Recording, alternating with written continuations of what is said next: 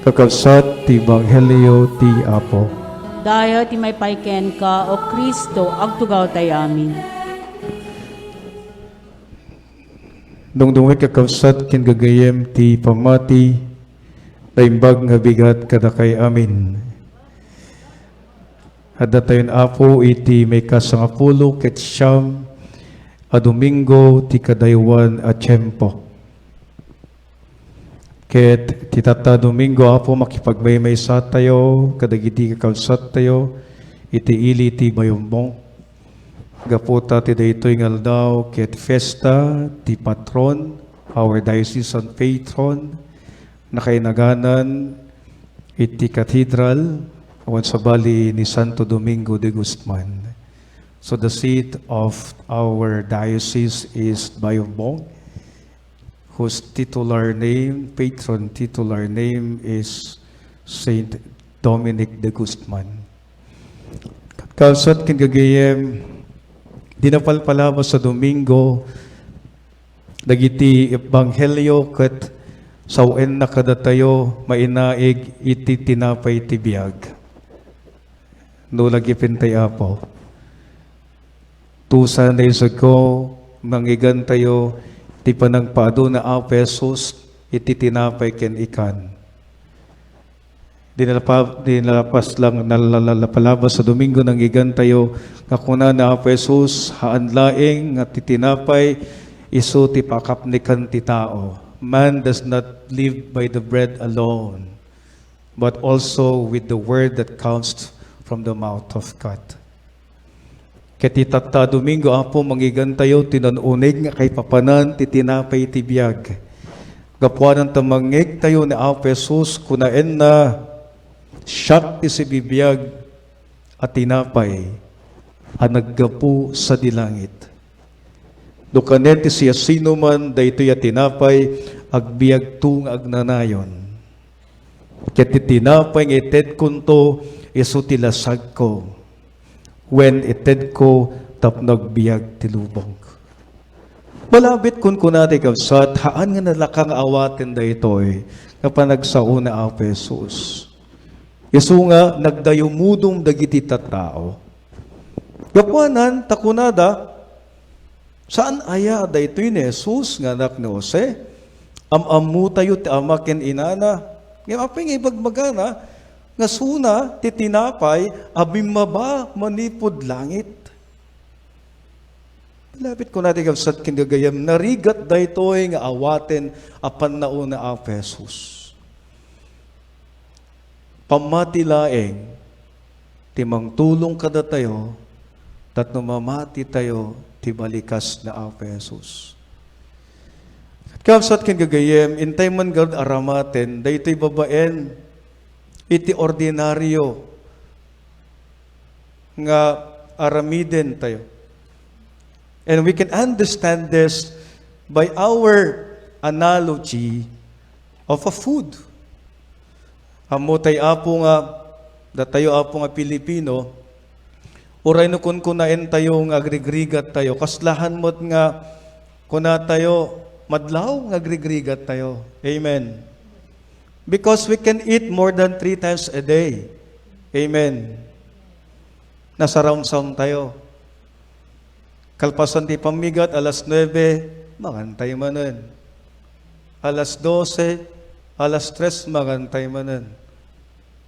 Mangrabii, alas 9, alas 10 rabi, mangantay manen.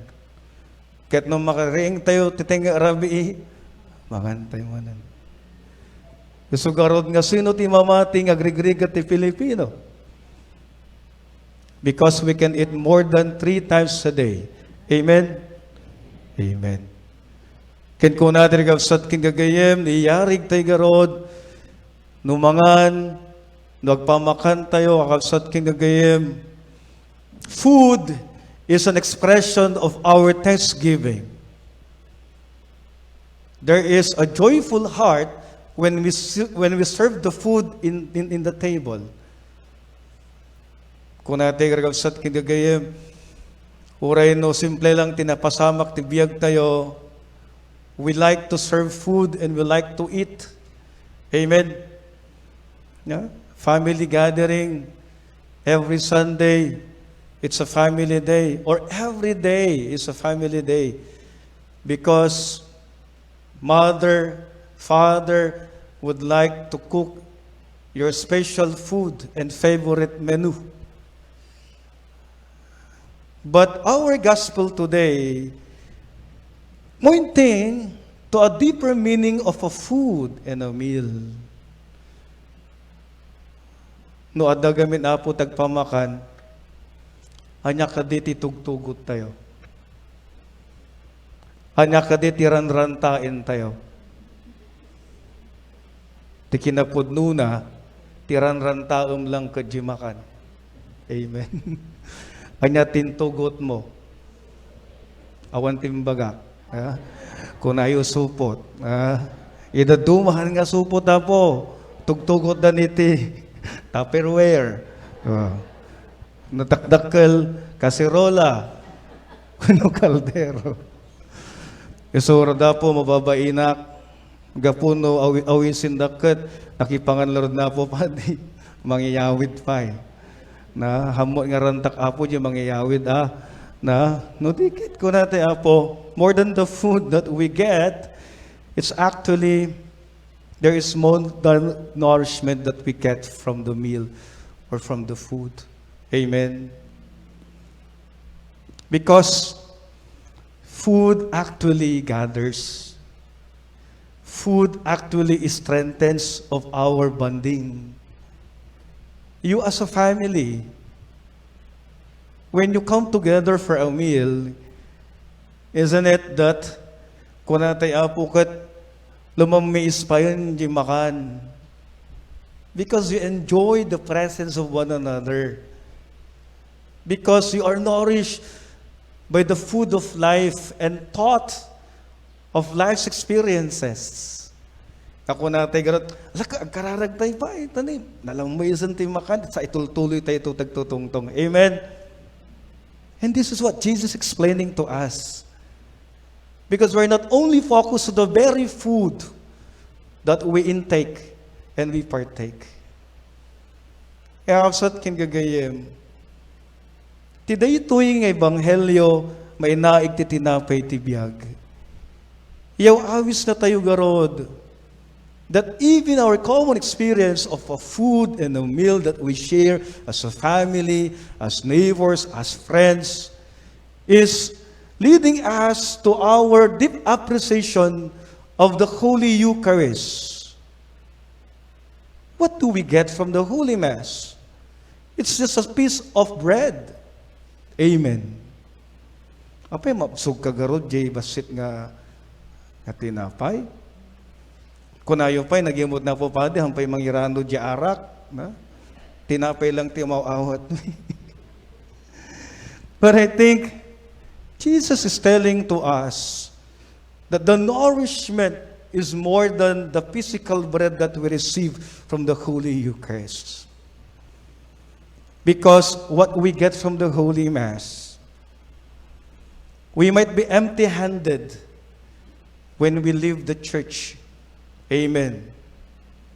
Kung natay garod, may mayat yapan makibunar, makipalanit, yung madati may yawid mo, pangkaya simbaan, ima-ima kang agawid.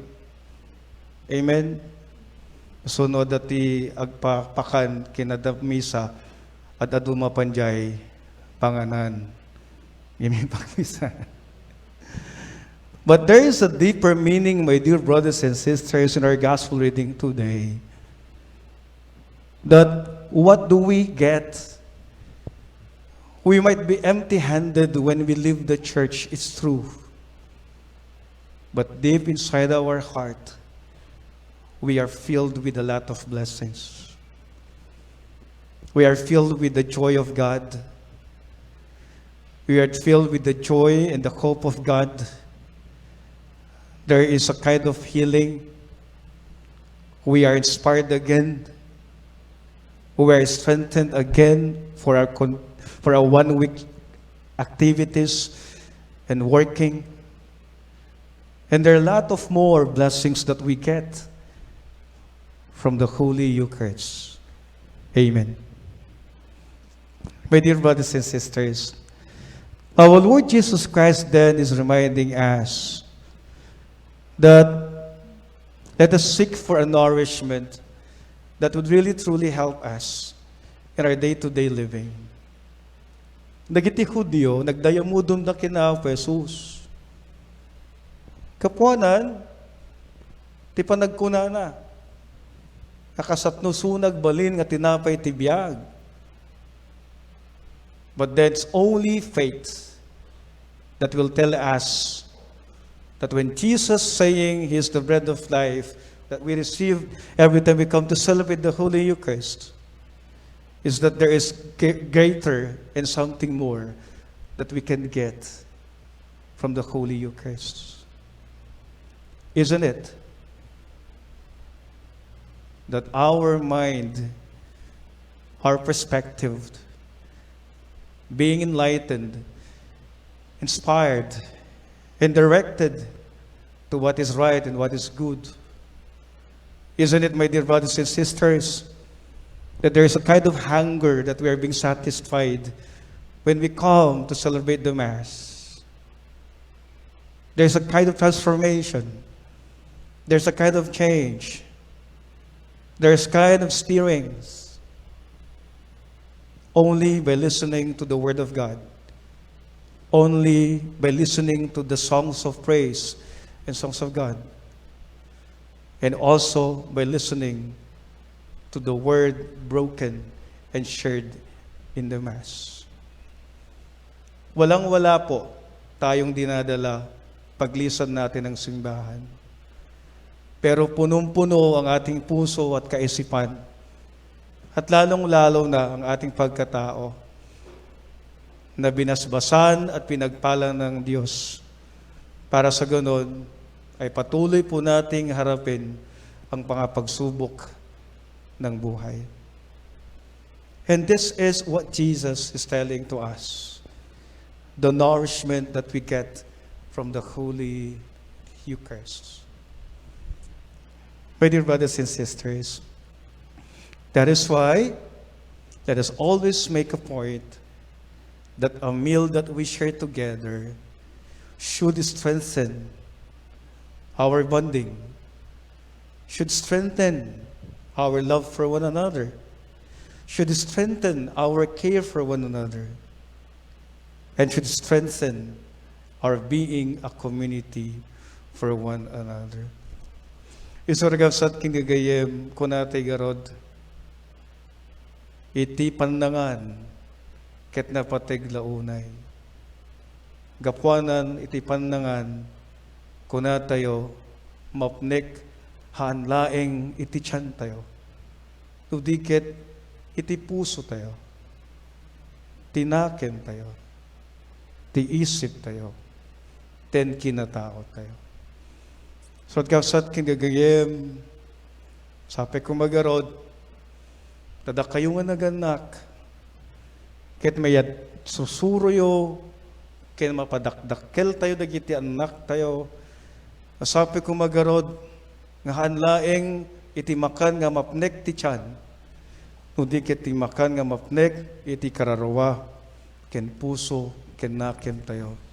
Subali, iti panakimisa, ken panagsakdo tayo, iti bendisyon, iti sakramento ni Jesus, ti Eucharistia. Amen. Tumakder tayo amin.